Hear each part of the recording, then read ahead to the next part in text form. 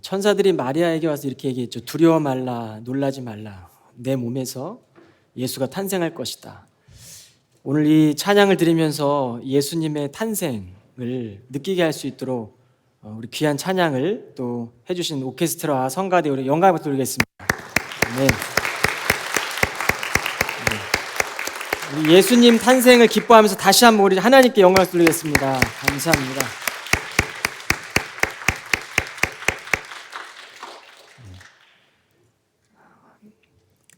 여러분, 콜로라도의 달빛이라는 미국 민요를 들어보셨습니까? 1930년대에 지어진 미국 민요입니다. 콜로라도는 고지대입니다. 공기가 아주 맑습니다. 배 위에서 다른 불빛 없이도 책을 읽을 수 있을 정도로 달빛이 밝다고 합니다. 콜로라도에 떠있는 보름달인데요, 보고 계시는 그림은 전 이번 주 설교를 준비하면서 이 콜로라도의 달빛이라는 미국 민요를 들으면서 설교를 준비했습니다. 이 노래는 밝은 달밤에 두고 온 고향을 그리며 쓴 노래 가사입니다. 콜로라도의 달 밝은 밤은 마음 그리워. 저 하늘 콜로라도의 달 밝은 밤은 물결 위에 비치네. 반짝이는 금물결 은물결 처량한 달빛이요, 콜로라도의 달 밝은 밤을 나 홀로 걸어가네. 1930년도 로버트 킹이라는 분이 작곡한 곡으로 고향을 떠나온 이민자가 콜로라도 강을 비추는 달빛 아래에서 향수에 젖어 그리운 마음을 담은 노랫말입니다. 우리나라에도 1937년도에 박영호 선생이 번안해서 이미자 씨가 불러서 이 노래를 많은 사람들이 알게 된 곡입니다. 많은 사람들이 고향을 떠나 세상의 곳곳에 정착하며 이민자로 살아가는 시대입니다. 베들레헴 마을 구유를 비친 그 빛은 오늘날 세상 곳곳에 구원받은 백성들이 그분의 교회를 또 그분의 교회로 살아가도록 하기 위함이라는 생각이 들었습니다. 이 노래를 들으며 말씀을 준비하는데 외로움 가운데 지켜가는 믿음의 성도들, 아직도 이 빛을 모르는 가운데 있는 많은 사람들, 이 그리스도의 별빛이 비춰지면 좋겠다라는 생각을 해보게 됩니다. 히브리서의 배경을 보면 저자에 대해서는 학자들의 의견이 분분합니다. 히브리서를 지은 저자가 누군지 모르겠다는 것이죠. 그런데 2세기 동방교회의 교부였던 오르게는 히브리서의 저자에 대해서는 하나님만 아신다. 여러분, 우리 하나님은 여러분의 걷는 길을 다 아십니다. 우리 하나님은 우리의 마음 깊은 곳까지 다 살펴주시는 분이십니다. 그 빛은 지금 저와 여러분의 마음 깊은 곳, 밀실에도 비추고 있습니다. 세상의 모든 불빛들이 다 꺼진다 해도 그 빛은 환히 밝히고 있을 것입니다. 세상의 인공적인 불빛을 모두 제거하고 세상에 어둠이 내린다면 지상에서 가장 밝은 빛은 어디에 있겠습니까? 그 빛은 하늘에 있을 것입니다. 우리는 너무나 많은 빛들에 취해 살고 있습니다. 인공위성으로 바라본 남한 땅을 봤더니 밤에도 번쩍번쩍 빛나는 네온 사인으로 가득해 보이더라고요. 첫째로 예수 그리스도는 완전한 빛으로 오셨습니다. 오늘 말씀해 보면 1절과 2절에 옛날에 하나님께서는 여러 예언자들을 통해 여러 차례 여러 방법으로 우리 조상들에게 말씀하셨지만 이 마지막 시대에 이르러서는 자기 아들을 통해 우리에게 말씀하셨습니다. 우리가 보는 구약 성경을 여러분 한번 보십시오. 지나간 시대, 구약의 역사를 보면 여러 시기마다 여러 단계에 거쳐서 선지자들을 통해 점진적으로 메시아의 계시가 주어지고 있습니다. 하나님은 절대로 침묵하지 않으셨습니다. 끊임없이 선지자들을 통해 말씀하셨습니다. 하지만 오랜 시간 동안 자신의 모습을 담은 스케치만 그렸다면 예수 그리스도를 통해서는 구원의 그림을 분명하고도 선명하고 완전하게 그리셨습니다. 그리고 저와 여러분에게 보이셨습니다. 마지막 시대는 그리스도의 탄생과 재림 때까지의 시간입니다. 성도가 살아가는 시간은 이미 시작된 마지막 시대를 살아가고 있는 것입니다. 우리에게는 감추어져 있는 이 비밀이 그리스도를 통해, 예수 그리스도를 통해 계시되고 있기 때문입니다. 하루가 천년 같은 주의 시간으로 볼 때, 그때는 속히 옵니다. 반드시 옵니다. 여러분, 이 앞에 보이시는 초도 이미 세 번째 촛불에 불이 켜졌습니다. 이제 다음 주면 하얀색 촛불이 켜지겠죠. 우리 인생에도 영원한 생명이 되시는 그리스도의 촛불이 켜질 날이 반드시 옵니다. 천년이 하루 같은 시간을 주의 시간으로 산다고 우리가 생각하고 살아가면 그 주어진 시간, 이 잠깐의 고난은 속히 지나가는 것입니다. 시대마다 인간은 하나님을 떠나 자신이 빛이라고 자처하며 내가 빛이다라고 생각하며 살았습니다. 우리는 모두 빛을 받아야 할 존재임에도 불구하고 이성으로만 빛을 찾을 수 있을 거라고 생각하며 일으켰던 역사적 운동이 계몽주의 운동입니다. 머리와 지식으로 이해하려고 애쓰면 애쓸수록 어둠은 짙어만 갑니다. 우리의 힘과 노력으로 빛이 되려는 믿음은 결국 어둠을 더 악화시킬 뿐입니다. 말씀의 빛이 역사하도록 그 믿음 가운데 빛 가운데로 오늘도 우리는 예배를 통해 나와야 합니다. 하나님의 은혜 가운데 거하여야 합니다. 오늘 히브리서를 읽었던 일자 독자들은 팔레스타인을 떠나 흩어져 살고 있던 디아스포라 유대 기독교인들이었습니다. 그들은 기독교 복음을 받아들이고 개종을 합니다. 그런데 시대적으로 과격한 유대주의자들로부터 위협을 당하고 엄청난 고난과 핍박을 당하게 되었죠. 정치적으로는 유대교는 로마 정부가 허가된 종교였습니다. 그러나 기독교는 종교로 허락받지도 못했던 아주 작은 유대인의 한 분파 정도로 생각하던 시대였습니다. 게다가 AD 64년에는 폭군 네로가 그리스도인들의 대박해를 시작했으니 유대 기독교인들이 얼마나 유대교로 돌아가고 싶은 강렬한 요구를 받았겠습니까? 오늘 히브리서는 유대교의 울타리 속에 다시 들어만 가면 다 해결된다는 것이 아니다라고 말씀하고 있는 것입니다. 오직 메시아 되신 그리스도는 유일하다. 이 복음만이 영원한 생명 가운데 우리를 인도하실 것이라고 오늘 히브리서는 우리 가운데 말씀합니다. 하나님을 절대로 떠나서는 안 된다라고 오늘 말씀을 통해 우리 가운데 교훈하십니다. 히브리서는 성도들에게 예수 그리스도만이 유일하다라고 말씀하고 있는 것입니다. 예수 그리스도를 통해서 우리의 인생이 완전해질 수 있다고 말씀하고 있습니다. 저는 이 케임브리지 공동체가 한 소망 되시는 그리스도 안에서 하나 되기를 간절히 축원드립니다. 오늘날 교회는 완전하지 않은 사람들이 모여 그리스도의 공동체를 이루고 살아갑니다. 믿음 생활을 하는 걸 보면 자기 의로 섬기는지 아닌지 구별도 안 되죠.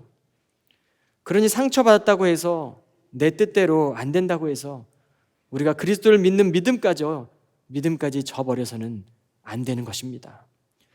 말씀이신 그리스도 안에서 우리를 빛으로 인도하심을 굳게 붙들고 최후 승리를 거두게 되시기를 주의 이름으로 소망합니다. 오늘은 대강절 셋째 주일이지만 우리는 성탄 예배로 드리고 있습니다. 성탄의 의미를 2번 기억할 수 있다는 것은 얼마나 큰 축복입니까? 여러분의 생일이 2번이 얼마나 좋으시겠어요? 그죠?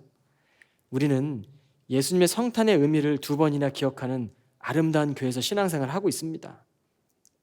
성탄 예배를 드리며 그리스도로부터 온 빛이 우리의 단단한 자아의 껍질을 깨트리고 벗겨내고 우리의 지성을 파고 들어와 식어진 마음, 차가워진 머리를 따뜻하게 해주는 그리스도의 은혜, 보혈이 넉넉하게 넘쳐나시기를 주의 이름으로 소망합니다.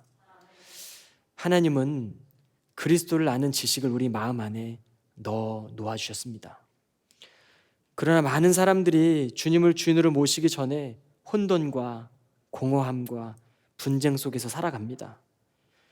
그래서 이사야 선지자는 흑암에 앉은 백성들이 큰 빛을 보았고 사망의 땅과 그늘에 앉는 자들에게 그 빛이 빛이었다라고 말씀합니다. 동방의 박사들은 밤하늘의 이 별빛을 따라 예수님을 경배하러 왔습니다. 그런데 여러분, 그때에도 세상에는 불의와 폭력, 헤롯 왕의 압제, 2살 미만의 유대인의 아이들이 학살이 일어났습니다. 얼마나 비극적인 일들입니까? 그러나 그 시대에도 예수님의 이 탄생을 막을 길은 없었습니다. 오늘날 시대도 삶의 의미를 잃어버리고 수많은 사람들이, 수많은 젊은이들이, 수많은 청소년들이 공허한 인생을 살아갑니다. 희망의 주님으로 오신 분을 모르고 깊은 절망과 흑암 속에서 자신의 인생을 올인하며 살아갑니다. 할로윈 축제를 즐기러 나간 젊은이들은 삶의 의미를 찾아 나갔을 것입니다. 그러나 그들은 삶의 의미를 찾아 나갔지만 한순간에 죽음이 되었습니다.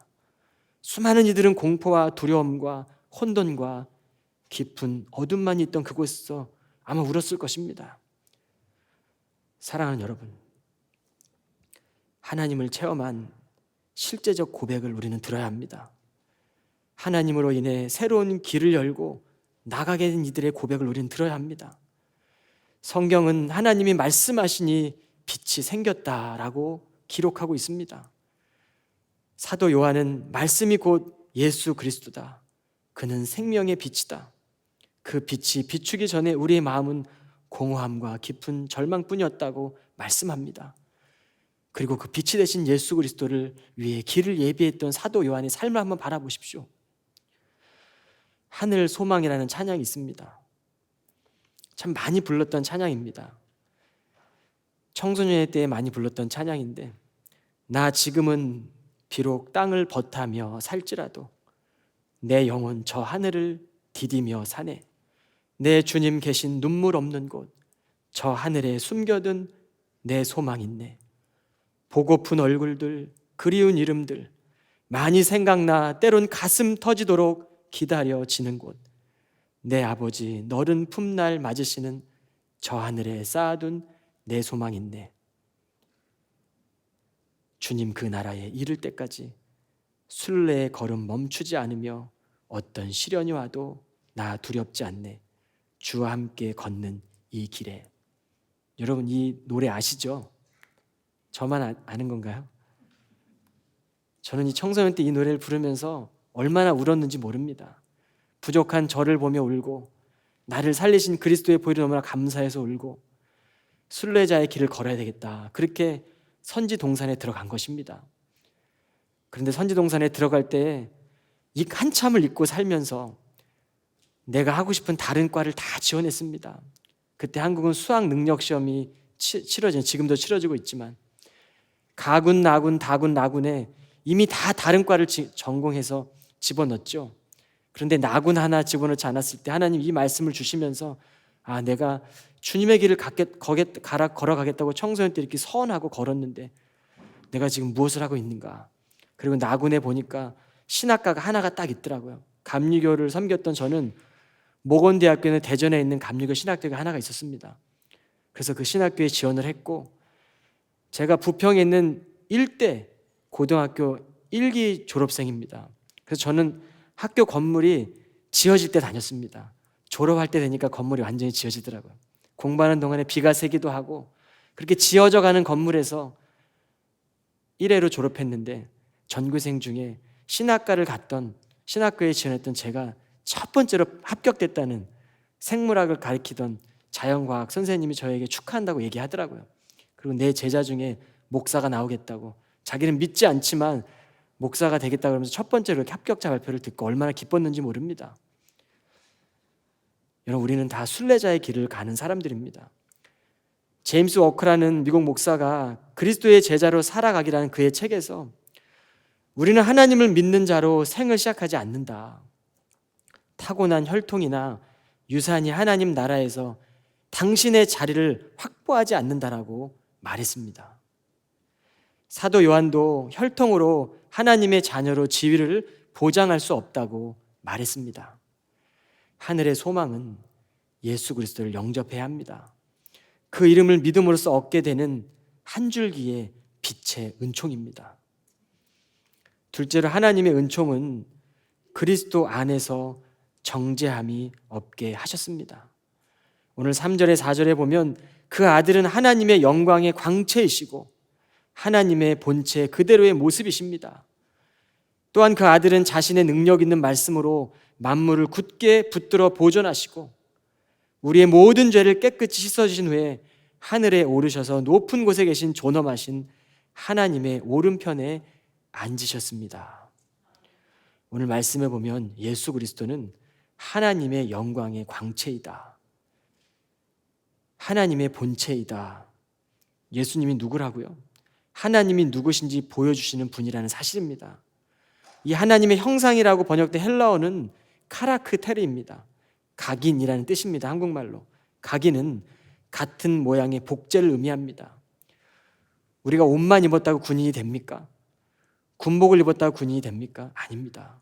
훈련을 받고 훈련이 다 끝난 후에 군인으로 임관을 해야지만, 입교식이 맞춰야 되지만 군인이 되는 것 아니겠습니까?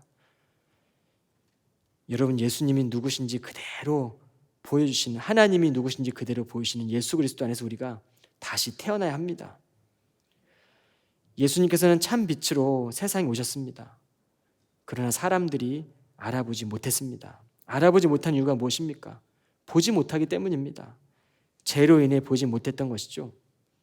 요한복음에 보면 메시아 되신 그 표적을 향해서 나아가면서 실로암 연못에 날 때부터 소경이었던 사람을 볼 수 있도록 예수님은 눈을 열어주셨죠.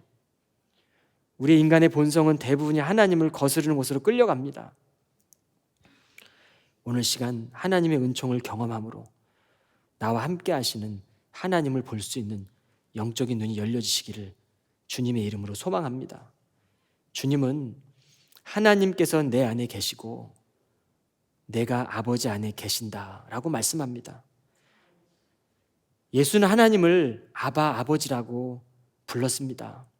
아람어로 아바라는 말은 아빠입니다. 어린 자녀들에게 아빠라는 호칭에는 무한한 신뢰와 사랑이 담겨 있죠. 하나님을 가장 정확하게 아시는 분이 바로 예수 그리스도입니다. 나와 아버지는 하나이다.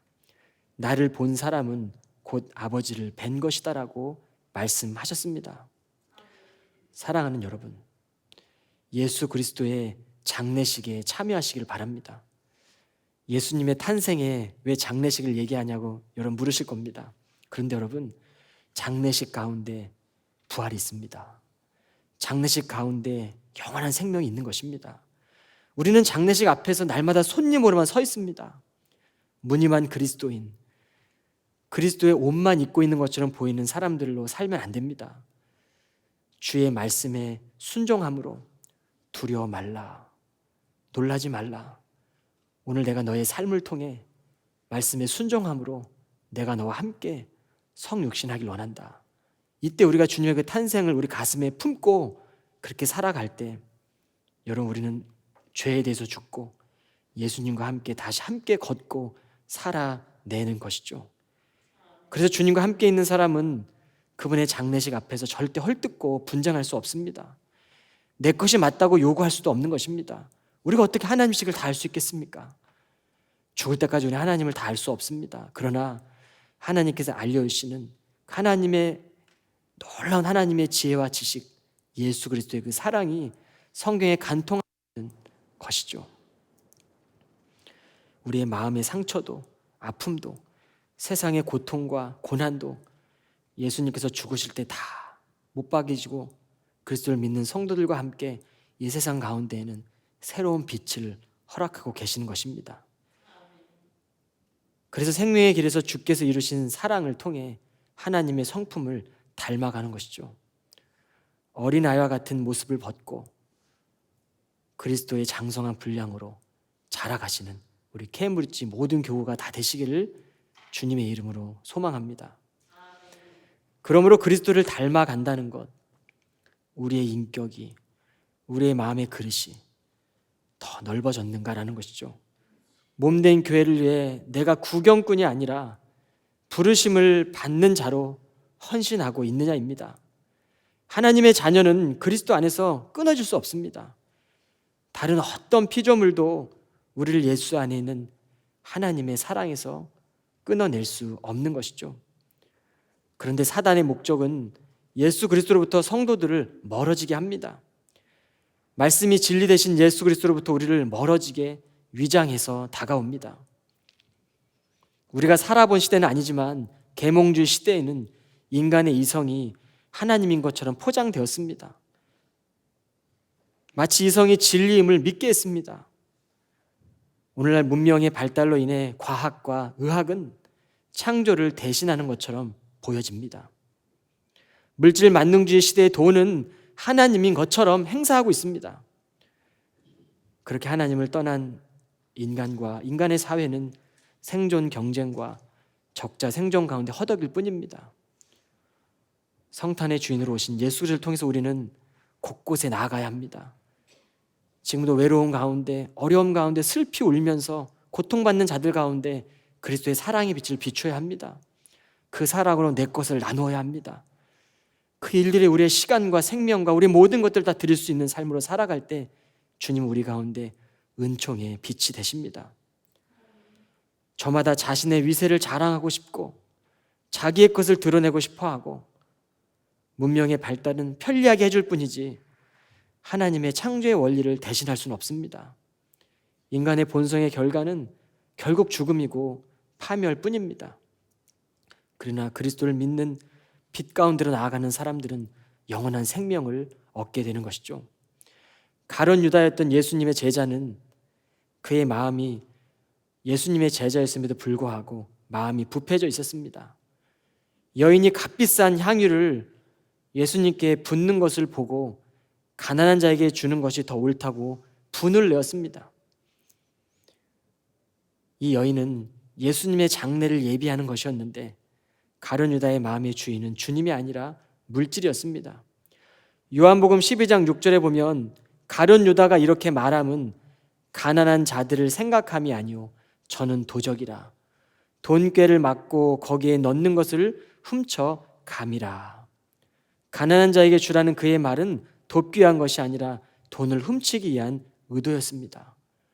보여지는 것은 구제하는 것처럼 보였지만 마음은 하나님을 떠나 있었습니다. 여러분, 선한 행실로 우리가 하나님 앞에 나아갈 수 있는 것이 아닙니다. 그러나 오늘 시간 그리스도의 은총의 빛이 우리를 통해 선한 사람으로 나아가게 한다면 우리는 주님 안에서 쓰임받는 주의 종으로 살아가는 것입니다. 그곳에 있던 제자들은 메시아의 뜻을 알지 못했습니다. 깨닫지 못했습니다. 그저 자신의 위세를 높여줄 정치적 메시아라고만 생각했습니다. 이것이 인간의 어리석음입니다. 이것이 세상의 어리석음입니다. 그러나 십자가의 길은 멸망하는 자들에게는 어리석게 들리지만 성령으로 난 사람에게는 놀랍게 능력이 된다고 말씀하십니다. 여러분, 성령의 열매를 심으십시오. 하나님의 크신 능력을 경험하게 될 것입니다. 예수 그리스도는 모든 죄를 깨끗하게 해결해 주셨습니다. 그리고 하나님의 보좌 우편에 앉으시고 지금도 성령을 통해서 하나님을 볼 수 있는 길을 열고 계십니다. 그리스도의 사랑은 하나님과 깊은 하나됨으로 나아가게 하시죠. 성도는 죄의 지배 아래 있는 것이 아니라 죄를 반복적으로 짓는 무감각해져 있는 그 죄 아래 있는 것이 아니라 죄는 점점 힘을 잃어가고 예수의 탄생을 통해 오신 그리스도의 은혜의 통치를 받게 되면서 우리는 말씀이 회복되는 인생을 살아가는 것이죠. 예수님 안에서 불가능한 삶은 없습니다. 우리가 볼 때 가난해 보이고 우리가 볼 때 어리석어 보이고 우리가 볼 때 아무것도 아닌 것처럼 보이지만 예수 그리스도를 품은 자들을 주님은 바라보고 계십니다. 그리고 그들을 통해 부유한 자들을 부끄럽게 하십니다. 그리스도를 모르는 자들에게 눈을 열고 나아가게 하시는 것입니다. 여러분, 우리는 어떤 길을 걸어가고 있습니까? 어떤 것을 채우고 있고 어떤 것을 방향을 통해 나아가고 계십니까? 불안과 두려움, 십자가 아래에 내려놓고 새롭게 찾아온 예수 그리스도의 은총의 빛에 우리의 인생을 올인하십시오. 그리고 그 인생을 살아가는 축복의 사람들이 다 되시기를 주의 이름으로 축원드립니다. 셋째로, 이 시대는 이 시대가 잃어버린 것은 예수의 이름입니다. 그리하여 그 아들은 모든 천사들보다 훨씬 뛰어난 분이 되셨으니 곧 천사들과는 비교할 수 없는 빼어난 이름을 물려받았습니다.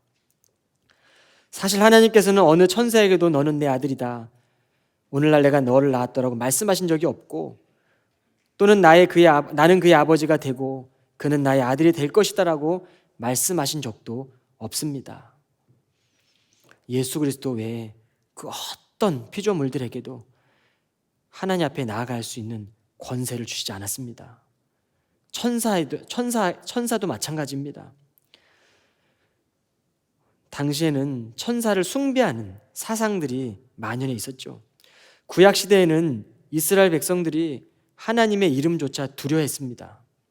구약 성서에 하나님을 가르치는 명칭은 많습니다.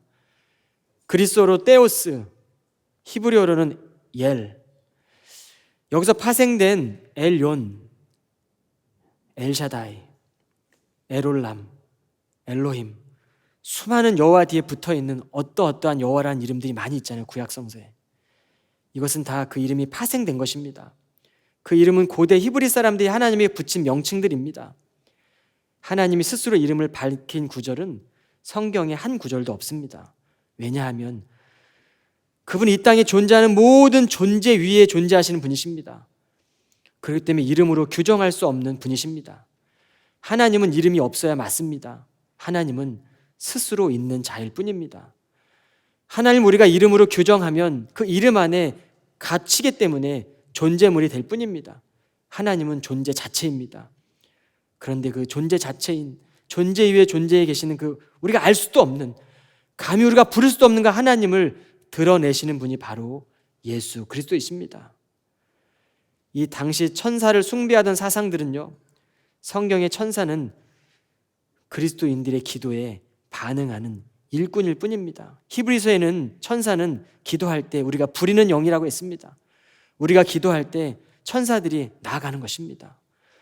천군 천사가 그리스도의 이름으로 기도할 때마다 우리의 인생에 앞서가면서 우리의 길을 예비하고 위험에 처할 일들을 다 없애주고 하나님의 마음을 우리가 중보하며 기도할 때 믿지 않는 영혼들에게 앞서가시는 그리스도께서 천사들을 통해서 놀랍게 역사하신 일들을 우리가 경험하게 될 것입니다. 천사는 성도들의 기도를 수종하는 영입니다. 겟세마네 동산에 예수가 기도할 때 내 마음이 너무 고민되고 죽게 되었다라고 기도합니다. 그때 하나님께서는 예수님께 천사를 보내십니다. 그리고 힘을 더하십니다. 그리고 그리스도가, 인성을 품고 있던 그리스도가 십자가를 걸을 수 있는 힘을 허락하신 것이죠. 천사들이 예수님의 기도를 도왔습니다. 오늘도 예수를 믿는 그리스도인들의 기도를 돕는 게 바로 천사입니다. 보이진 않죠. 그러나 믿음으로 기도하십시오. 여러분의 기도를 도울 것입니다. 천사는 경배와 예배의 대상이 아닙니다. 오직 우리가 예배하고 경배할 대상은 예수 그리스도입니다. 오늘 우리는 그 예수님의 탄생을 기뻐하고 하늘의 영광이요 이 땅에 평화로 오신 그리스도를 우리가 찬양하는 것이죠. 오늘날 시대는 성탄절이 기독교의 기쁨의 축제만은 아닙니다.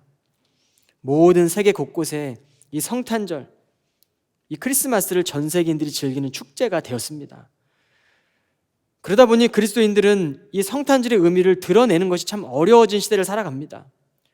그리스도를 향한 특별한 경배의 의미는 메리 크리스마스보다 해피 홀리데이.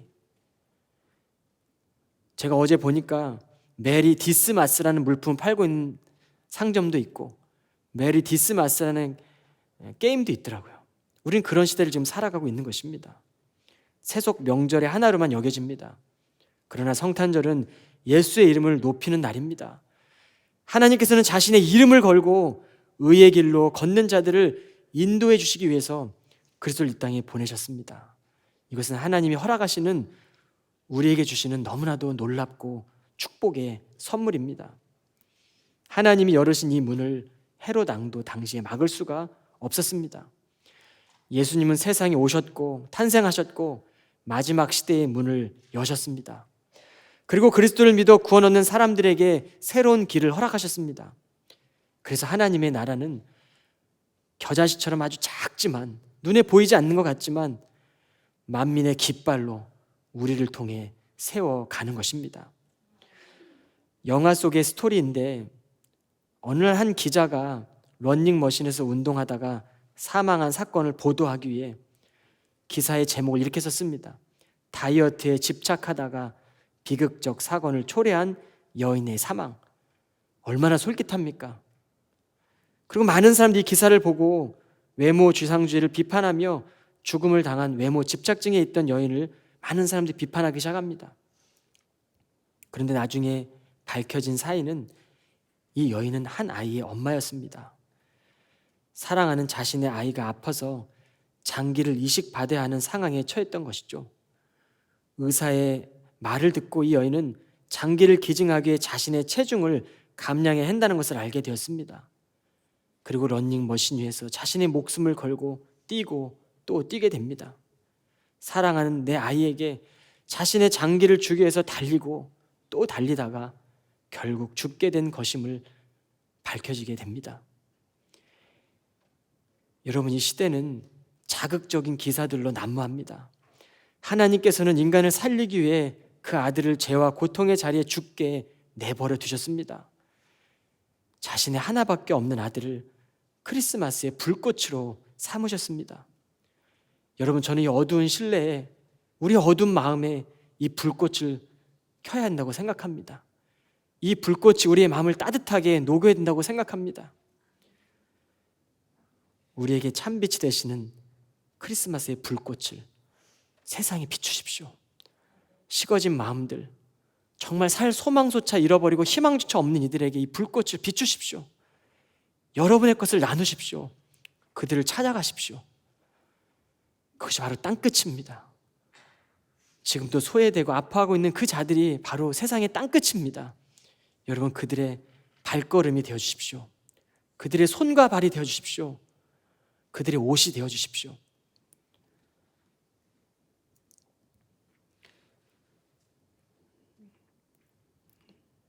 제가 토론토 코스타를 집회하면서 영등포에서 광야 노숙인들을 섬기는 목사님을 한번 초대해서 청년들에게 챌린지를 한 적이 있습니다. 그분과 교제하면서 한국을 방문해서 그 교회가 설교를 한 적이 있어요. 영등포에 있는 뒷골목에 있는 광야 교회입니다. 근데 그 교회는 참 특별했습니다. 예배 형식도 없고 그 교회에 있던 회중들은 다 노숙인들이었습니다. 옷도 제대로 입지 못하고 단추도 잘못 껴있고 신발도 제대로 신지 않는 노숙인들이라서 예배를 드리고 있었습니다. 하나님 왜 나를 이곳에 설교하게 하셨을까?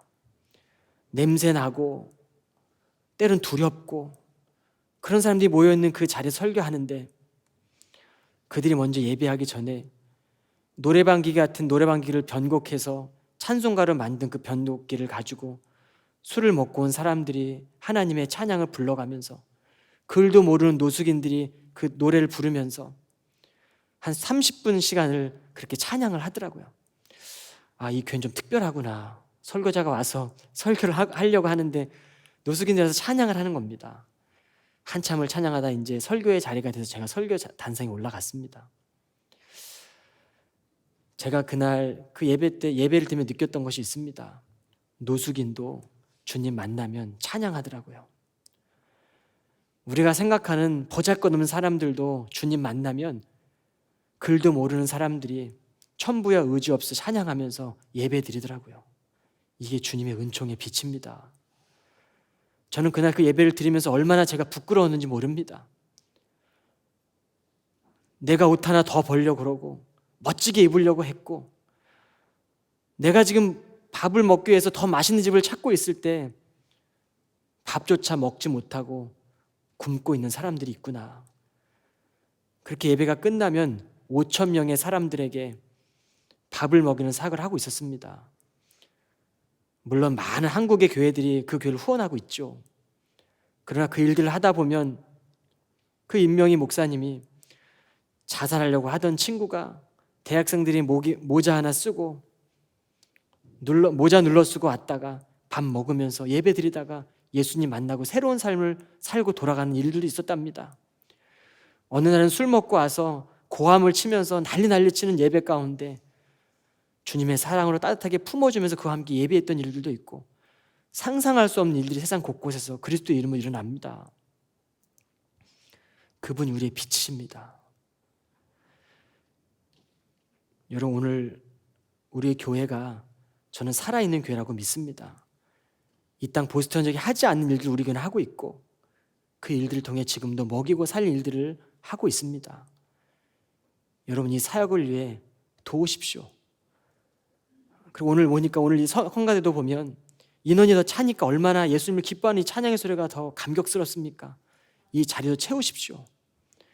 그리고 지금도 복음을 모르고 세상에서 방황하는 젊은이들을 위해서 전도하십시오. 말씀 종이 들고 나가서 선을 행하고 그리스도가 당신을 사랑한다는 그 한마디로 그에게 복음을 전하십시오. 그리고 이 자리를 채우십시오. 그리고 아직도 복음을 모르는 자들에게 그리스도만이 참된 길이라는 사실을 우리가 믿음으로 선포하고 나아가는 삶에 우리의 삶을 내어드려야 되지 않겠습니까? 자극적인 기사와 사건들이 현혹되는 것이 아니라 예수님의 이름 안에 있는 그리스도의 사랑으로 서로를 섬기고 격려하며 세상을 살아가야 합니다. 오늘 7절에 보면 또 천사들을 두고는 성경에 기록되기를 하나님께서는 자기 천사들을 바람처럼 부리시고 자기 일꾼들을 불꽃으로 삼으신다라고 하였습니다. 하나님은 자기 일꾼들을 불꽃으로 삼기 위해 부르십니다. 우리는 하나님의 불꽃을 드러내는 전시품일 뿐입니다. 모든 불은 모든 것을 태우고 소멸시킵니다. 그런데 하나님의 불은 우리의 인생을 태우지 않습니다. 우리의 인생을 소멸시키지도 않습니다. 떨기나무에 임했던 그 불꽃은 떨기나무를 태우지 않는 영원한 불이었습니다. 영원한 생명의 능력이었습니다. 모세의 인생 120년 중에 떨기나무 앞에서 부르심을 받았던 80세, 그 이후의 삶만을 성경은 자세히 기록하고 있습니다. 그러면 남은 그 이전의 80년은 어떤 세월입니까? 모세가 자기를 죽여야 하는 세월이었습니다. 하나님의 도구가 되기 위한 80년의 시간이었습니다. 하나님의 부르심을 받은 케임브리지 성도들도 자신의 유익과 자신의 영광이 아니라 하나님의 영광을 위해 살아가야 합니다. 만일 경찰을 불렀는데 경찰이 우리 집에 와서 도적을 잡는 것이 아니라 내 집에 있는 보석품에 눈이 멀고 기중품에 눈이 멀어 탐욕으로 경찰의 주머니에 채우고 있다면 그것은 부르심을 잃어버린 삶인 것이죠. 여러분, 우리가 주님 날 그날 갈 때 우리가 입는 수의에는 주머니가 없습니다. 어떤 것도 가져갈 수 없는 것이죠. 영원한 생명이 되시는 흰색 촛불이 켜지는 날이 반드시 올 것입니다. 그리고 우리는 그날을 맞이하게 될 것입니다. 망망대해 같은 세상을 살아가며 곳곳에 일어나고 있는 전쟁, 경제적 불안감, 이 모든 것들이 지금 현대인들의 마음들을 불안해하고 공허하게 합니다. 그러나 성탄의 주인 오르신 주님은 이 땅의 소망과 평화와 기쁨과 사랑, 그리고 세상을 밝히는 마지막 영원한 생명의 불꽃으로 오셨습니다. 사랑하는 케임브리지 성도 여러분, 바울이 다메섹 도상에서 만난 그 빛은 이스라엘 민족만이 아니라 온 열방에 복음을 전하기 위한 빛이었습니다. 오늘 우리는 이 촛불의 세 번째 불이 켜졌습니다. 성탄의 빛이 화해와 사랑, 회복과 나눔의 빛이 될 수 있도록 여러분에게 허락하신 이 빛의 삶을 잘 살아내시기를 주님의 이름으로 간절히 축원드립니다. 기도합니다. 지금도 소외되고 그늘진 곳에서 아파하고 힘들어하고 고통받는 우리 이웃들이 많이 있습니다. 빛 대신 주님, 거룩한 교우들을 통해 주님의 빛을 비추옵소서. 하나님 나라의 이슬처럼 살아가게 하시고 세상을 살리신 빛과 소금이 되게 하여 주옵소서. 공의와 진리, 사랑과 은혜가 넘치는 케임브리지 공동체가 다 될 수 있도록 주님 인도하여 주옵소서. 주의 말씀을 부끄러워하지 않게 하시며 세상의 참 빛으로 오신 주님의 마음으로 세상을 보게 하여 주옵소서. 예수 그리스도 이름으로 간절히 기도하옵나이다. 아멘.